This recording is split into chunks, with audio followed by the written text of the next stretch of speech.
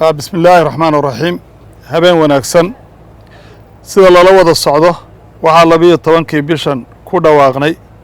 in 15 Abriil magaalada caasimadda ah ee Muqdisho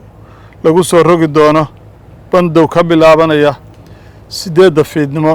kuna eg 5 aroornimo tallaabadaas oo qayb ka ah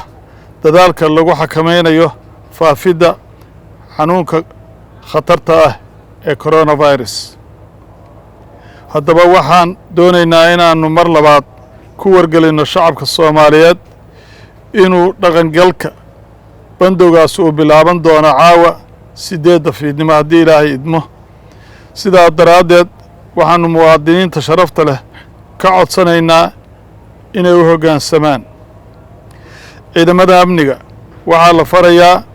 inay ka howlgalaan dhaqangelinta bandowgaas iyagoo hubinaya inuu si buuxda loogu hoggaansamay bandowgani sidaan horeyba u sheegnay waxa uu saameyn doonaa dhammaan ganacsiga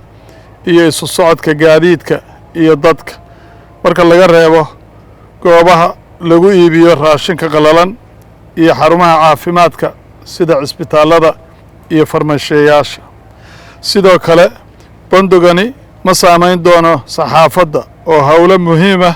oo wargelin iyo wacyigelin isugu jira u haya bulshada Soomaaliyeed waxaana la farayaa booliisku inay saxafiyiinta u fududeeyaan hawlahooda waxay kaloo ku caawini doonaan